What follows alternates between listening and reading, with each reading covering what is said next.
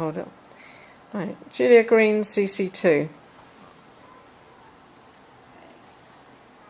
It's my Creative Cultures 2 presentation. My essay title is Are Reports of National Conflict Manufactured by the Press? An Analysis of Photojournalism.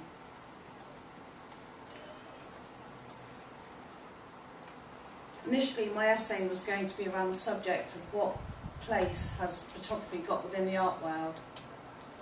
I spent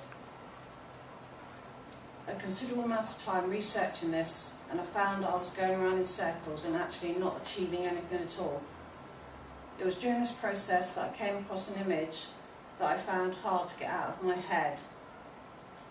This is when I chose to change the direction of my essay, and the question actually shows itself in the end. So with one image I restarted my essay.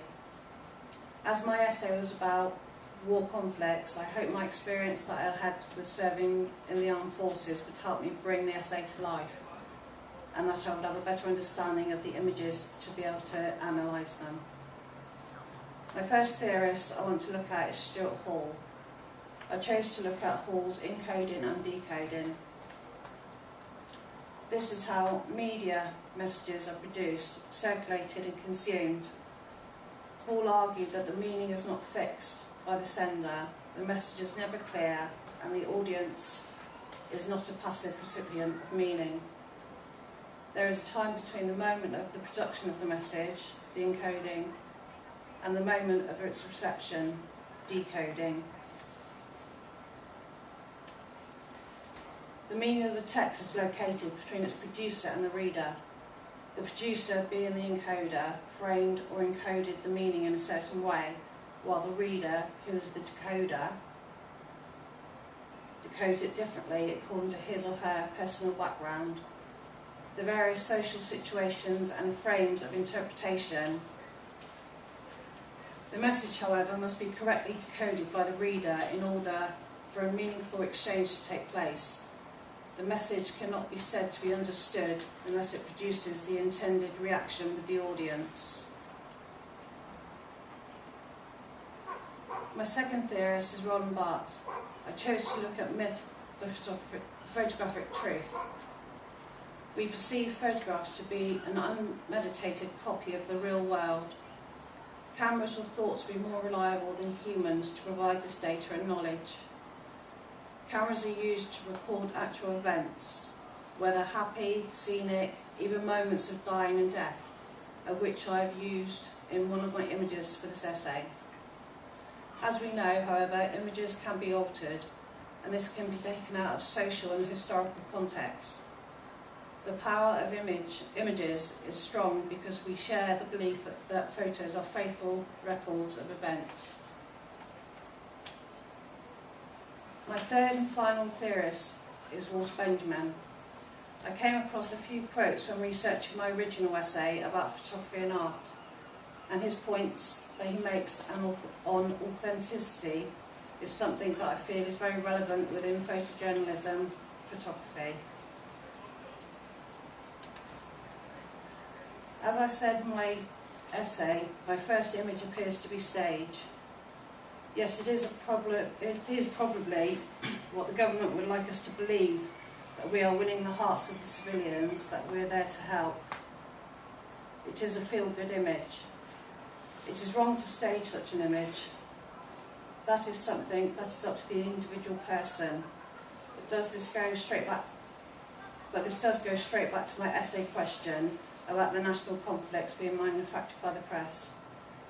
Going back to this image, yes, it is authentic. This man and this child were there. This interaction took place. However, I feel that I have to ask is it real?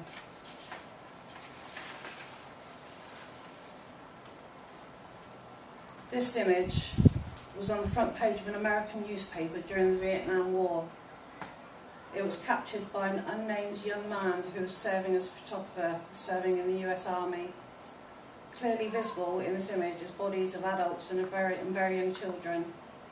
Partially clothed, the bodies appear to be dead and seem entwined with each other. They do not appear to show any obvious signs of injuries due to the majority of the bodies. The only injury that is clearly visible to me is the body that is on the right hand side of the image, just above the central point of the image.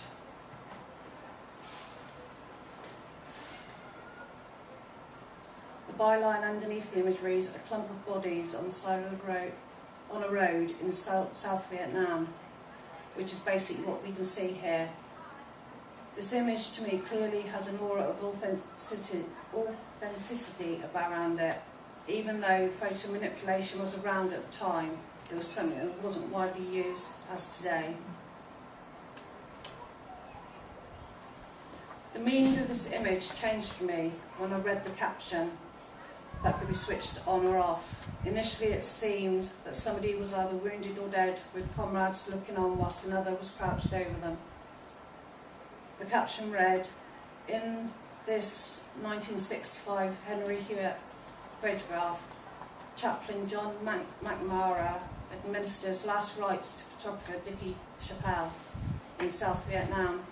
Chappelle was covering a US Marine unit near Chu Lai for the National Observer when a mine seriously wounded her and 4 Marines.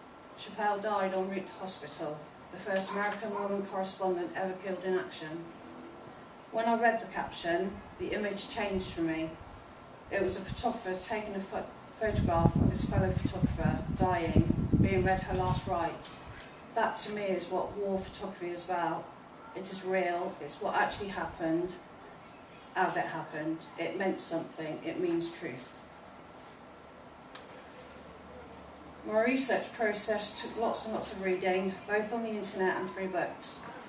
I tried to limit my book reading when I made the change of the essay.